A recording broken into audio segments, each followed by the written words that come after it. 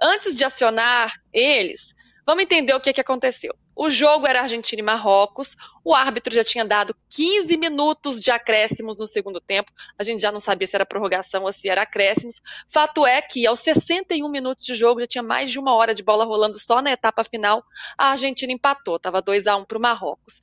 E aí começou uma confusão, porque torcedores do Marrocos começaram a atirar objetos, invadiram o campo, foi aquela confusão. O jogo foi paralisado por questões de segurança. Mas ninguém sabia, todo mundo achou que o jogo tinha acabado, porque já tinha passado, parecia que tinha sido o último lance. A torcida já começou a ir embora, quem estava em casa achou que o jogo tinha acabado também. Os jogadores foram para o vestiário, assim como a arbitragem. Aí o jogo isso foi um tempão, durou 1 hora, 2 horas, até que foi avisado novamente que o jogo não havia acabado. Que todo mundo tinha que retornar para o campo de jogo, porque iriam mais disputar 3 minutos. E aí o VAR, para completar, ainda entrou em ação e anulou o gol da Argentina, então foi vitória do Marrocos 2-1. Mas olha, foi uma vergonha daquelas para ficar marcada na história do futebol, Renato. Como é que você viu todo esse episódio? Que grande lambança, como começam os Jogos Olímpicos. Boa É noite. verdade, Luísa. Boa noite, Luísa. Boa noite, Alícia. Boa noite, Danilo. Eu tenho uma teoria que é muito minha. Eu acho que não tinha que ter futebol masculino nos Jogos Olímpicos. Por uma razão muito simples. Os Jogos Olímpicos reúnem os melhores atletas de cada modalidade no mundo inteiro. Está ali o que tem de melhor no basquete, o que tem de melhor no vôlei, o que tem de melhor no atletismo. São os melhores, os tops. O único esporte em que não estão os melhores da modalidade é o futebol. Porque, para não competir com a FIFA, o Comitê Olímpico aceitou, então, que seria uma seleção sub-23, com 3 jogadores possivelmente acima dos 23. Então, já é um negócio meio Frankenstein. Eu já acho que o futebol nas Olimpíadas ele é um corpo estranho. Ele foge à regra, à máxima, de que é você realmente competir com os melhores de cada esporte. E para piorar, nessa Olimpíada de Paris, que começaram hoje os jogos, a abertura vai ser só. Aliás, o futebol tem até isso de bizarro, né? O futebol começa antes dos jogos serem abertos.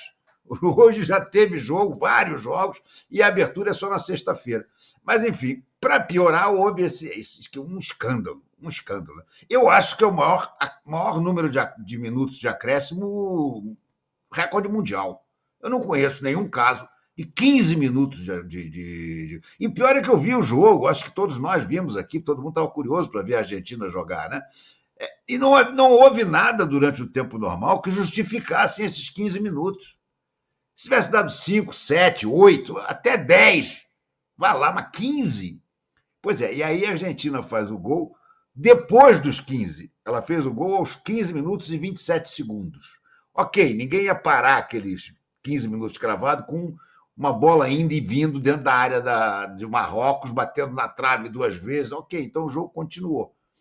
Mas a partir do momento que foi paralisado, porque a torcida do Marrocos jogou coisas, houve até um morteiro que jogaram para dentro de campo, o mínimo que os organizadores, o árbitro, disseram, ok, tudo bem, o jogo acabou então. Mas tem esse lance do VAR.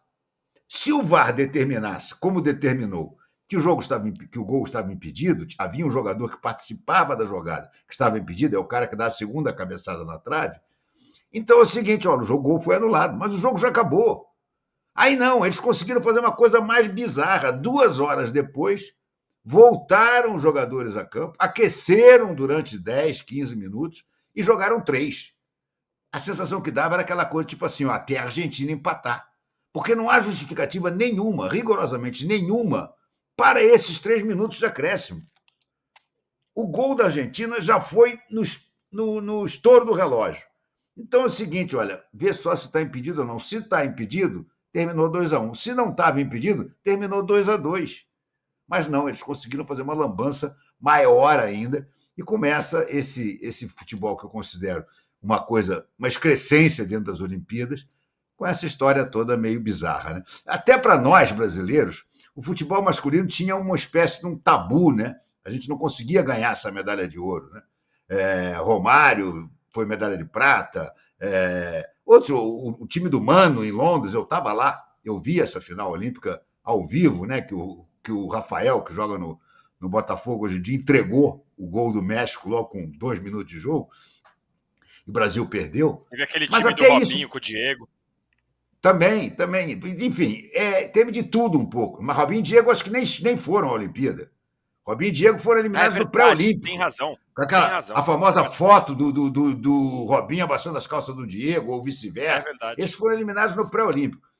Mas aí nós ganhamos as 2 últimas Olimpíadas. Então, para mim, o futebol, realmente, olha, eu não faço nem muita questão de ver o futebol na Olimpíada, não. Eu vi hoje, principalmente pela curiosidade de ver jogar o Almada, que é o grande reforço do Botafogo para pós-Olimpíada. Camisa 10 da seleção da Argentina, na seleção olímpica, e campeão do mundo, porque já fez parte da seleção que foi campeão do mundo com o Messi. Então, olha, lamentável, sob todos os pontos de vista, lamentável. Pois é, lembrando que o futebol masculino do Brasil nem se classificou para os Jogos Olímpicos dessa vez, né? Quem vai representar o nosso futebol são as mulheres, que inclusive estreiam amanhã à tarde contra a Nigéria. Mas, ô Danilo, já que você já entrou na prosa por aqui, foram várias lambanças em sequência, né? Os acréscimos, que não tinham a menor necessidade, 15 minutos de acréscimos, o tempo que ficou parado, a falta de informações, as invasões que tiveram ao longo do segundo tempo, a falta de segurança, essa demora toda para voltar, jogar mais 3 minutos, enfim, é uma sequência de fatos que tornou tudo isso um desastre nesse primeiro dia de Jogos Olímpicos no futebol masculino. Boa noite, Luísa. Boa noite, Renato. Boa noite, Alícia. Boa sorte hoje para o jogo daqui a pouco, viu, Alícia? Bom, só para a Alícia? Né? Só para a Alice essa boa sorte? Faz tempo que eu não falo com a Alice, então é boa sorte só para ela. Entendi. Para você não precisa não. Mesmo, então, boa sorte para a Alice e todo o azar do mundo para você. O jogo da Argentina foi um negócio assim, enfim, quando eu vi os 15 minutos de acréscimo, eu fiquei exatamente igual o Eric Faria e era o Jader Rocha narrando, né, no Sport TV. Será que é 15 mesmo? Será que é verdade? Não é possível. E aí, beleza, depois de tudo, saiu o gol, e aí começou a correria. E aí eu entendo quando o juiz para o jogo por conta de segurança, porque é normal, invadiram campo, jogaram morteiro. Agora, você voltar mais de 1 hora depois, forçar os jogadores a irem para o campo, para olhar o VAR, e depois de ter feito um gol aos 16 minutos, porque depois que passou dos 15 já considera os 16 de acréscimo, e você força os caras a jogarem mais 3 minutos, é um negócio ridículo. Para mim, foi a maior vergonha que eu já vi. Eu tenho 35 anos, sou novinho, como vocês podem ver. Foi a maior vergonha que eu já vi numa questão de organização de campeonato. Eu não tô considerando aí porradaria, invasão de campo. Tá roubando da idade, Danilo? Não, depois eu posso mostrar o RG aqui. Ele tem que trazer um pires de leite pro gatinho beber água depois. 35 anos, 1º de agosto de 88. Que ele começou a cobrir o Palmeiras, que ele começou a ser setorista do Palmeiras, tem 35. Bom, aí faz sentido. É isso. E aí foi a maior vergonha que eu já vi nesses tempos de futebol, foi a maior vergonha que eu já vi. Desconsiderando, claro, porradaria fora de estádio, essas coisas. Estou dizendo em organização. Foi um negócio realmente ridículo. Eu não estou, mais uma vez, criticando aqui o fato de o jogo ter parado por falta de organização. O problema foi a demora para que tudo isso fosse feito. Sem contar que, se você percebe que no último lance do jogo tinha um impedimento e os caras estão no vestiário por questão de segurança, não faz voltar para campo. É uma vergonha, é um negócio absurdo. E aí, para completar, durante toda a confusão, eu cheguei até a escrever um texto, o Renato até me alertou, falou, olha que o jogo não acabou. Eu entrei no site oficial da competição para ver qual era a postura deles ali no site oficial. No placar estava jogo encerrado. No blog, que é um lugar que eles fazem um ao vivo, estava jogo interrompido. Eu até tirei um print depois, para caso, né? O print é eterno, como a gente brinca, caso eles tentassem apagar, porque tem ali no placar, tem 2 finais de partida. Tem um final de partida e depois tem um reinício de partida e outro final de partida. Então até para o placar oficial ficou feio. Enfim, foi uma estreia e tanto para o futebol. E eu só para concordar com o Renato, para mim, eu tinha o Brasil precisa ganhar essa medalha de ouro e tal. Tirou da frente, eu já não tenho, eu tenho pouquíssimo interesse. em futebol nas Olimpíadas. Eu vi hoje, especialmente porque não tinha nada, não tem concorrência, o que tinha concorrência era o rugby, né? Eu não tenho muita familiaridade com o rugby, então eu fiquei vendo futebol. A partir de amanhã, que já tem handball, os outros dias que vão ter outros esportes, eu vou ver futebol só na hora da final e só para saber o que aconteceu, porque no futebol na Olimpíada não me atrai em nada. Agora, isso é futebol masculino, claro, né? Porque no feminino eu acho legal e torcerei ferozmente para que a Marta tenha uma medalha de ouro na sua last dance com a seleção brasileira.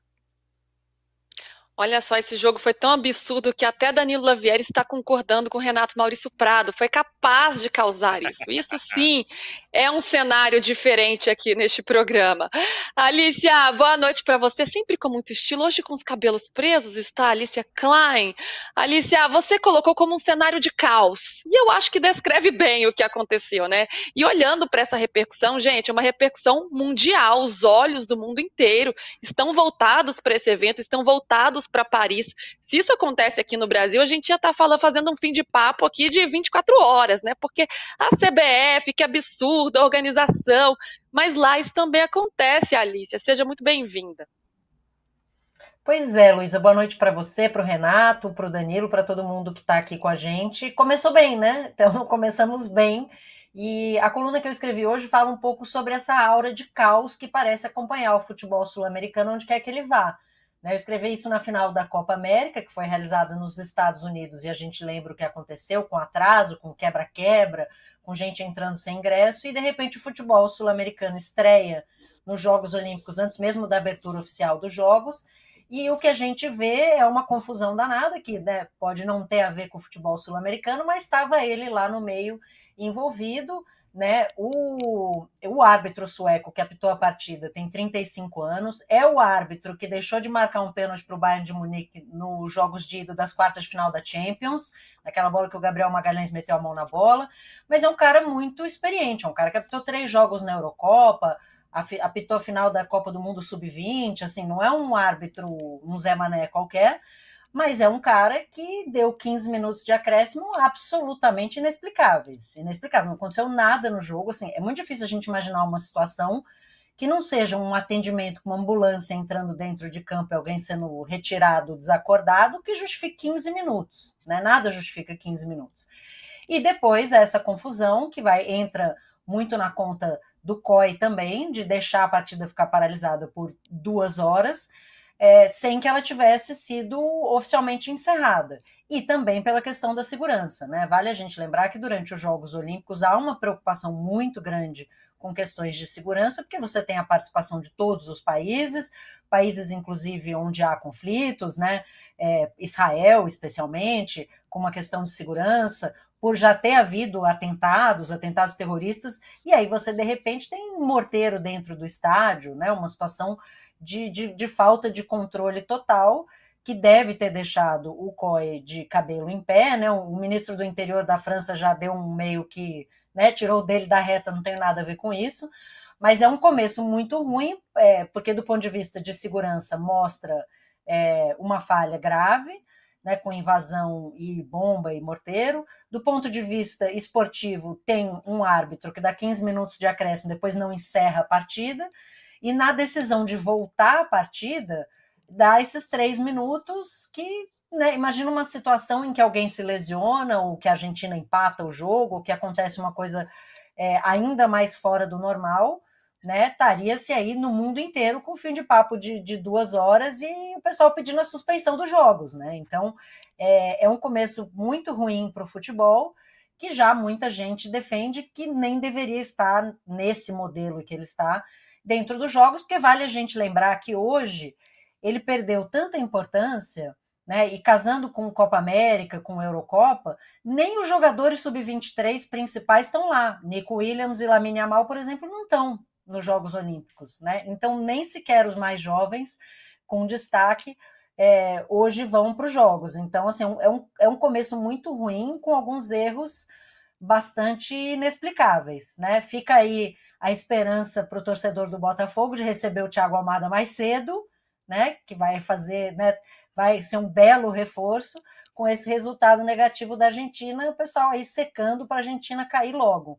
mas um começo muito ruim e um pouco surpreendente, dada a experiência do árbitro, né, que foi um dos principais responsáveis por toda essa confusão. A Argentina, só para finalizar, que foi bastante merecidamente vaiada na hora do hino nacional pelos franceses e provavelmente marroquinos presentes, né, depois daquele canto racista, misógino, transfóbico, xenofóbico, entoado pelos argentinos aí na final da Copa América, obviamente com uma recepção pouco calorosa na França e merecidamente.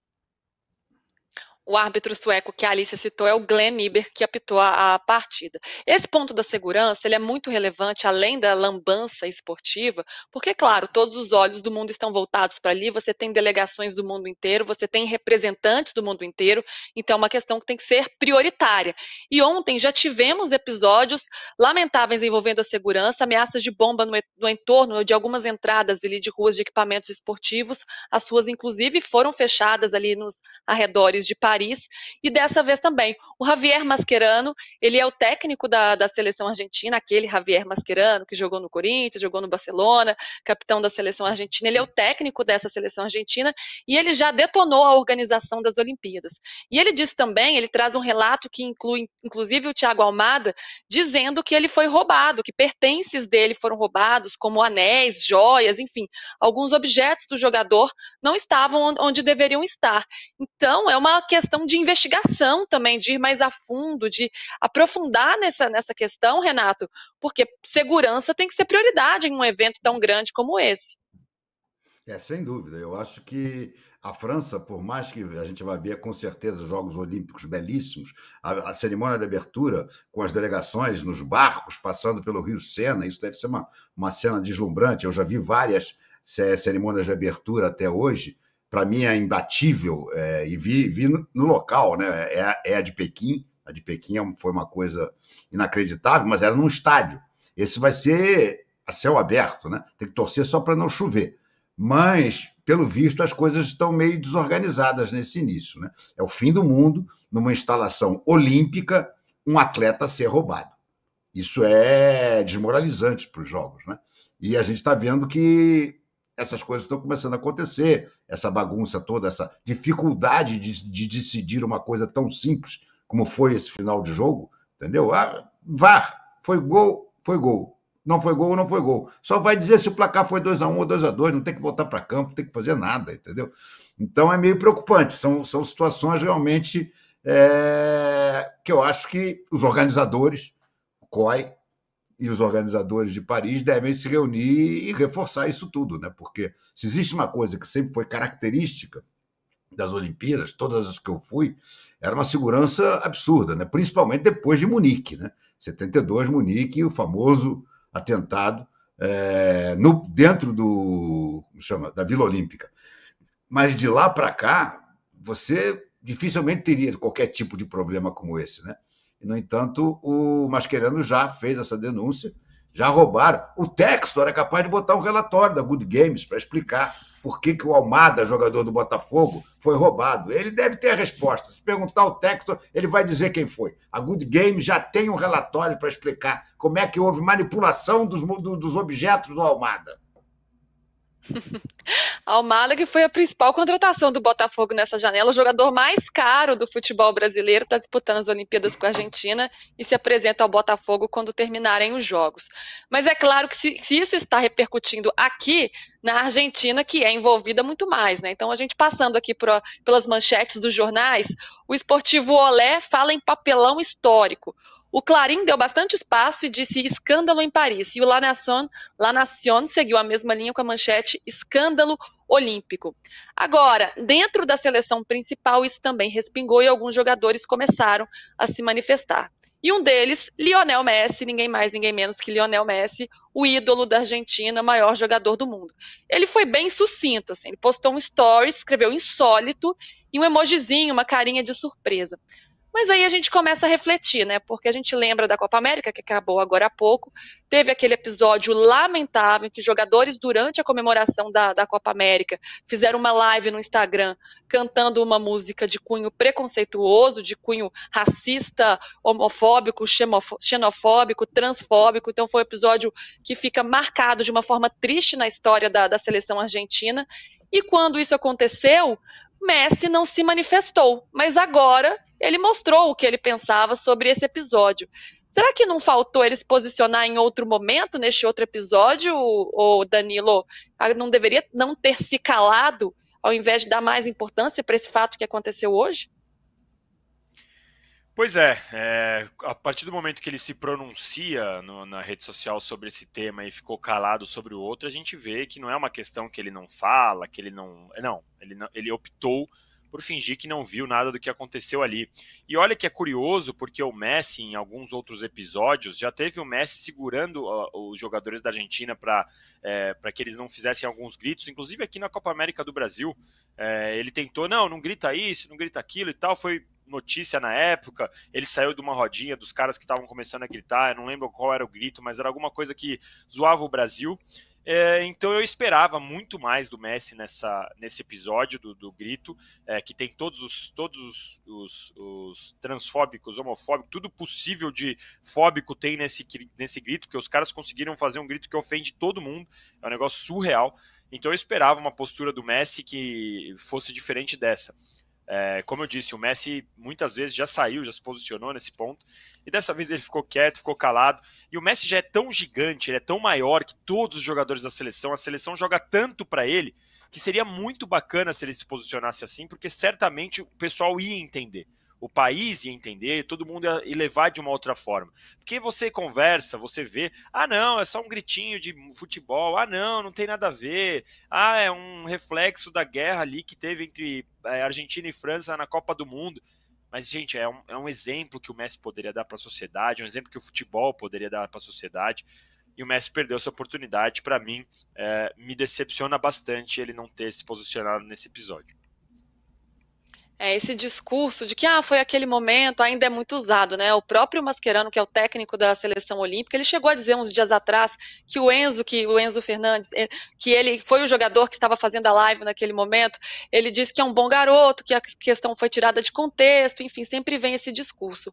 Mas, Alicia, te decepcionou também um pouco essa postura do Messi? Não faltou personalidade na hora de se pronunciar sobre um assunto mais sério do que aconteceu hoje? Luiz, eu vou indicar que todo mundo leia a coluna da Mili Lacombe, nossa colega maravilhosa aqui, que fala brilhantemente sobre isso, com esse reforço da manifestação dele hoje sobre o jogo. Né? Eu acho que não dá para dizer que surpreende. Sabe aquela figurinha assim, não surpreende mais a bala?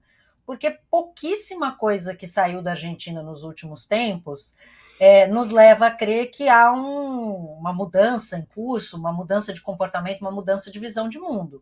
Muito pelo contrário, né? Inclusive o governo argentino defendeu os jogadores, demitiu uma única pessoa que condenou essa fala, a AFA se colocou em apoio aos jogadores, e o Messi é um cara que, assim, ele em alguns momentos teve um posicionamento de um deixa pra lá, de briga e tal, mas não é um cara que colocou o seu peso em nome dessas lutas, né?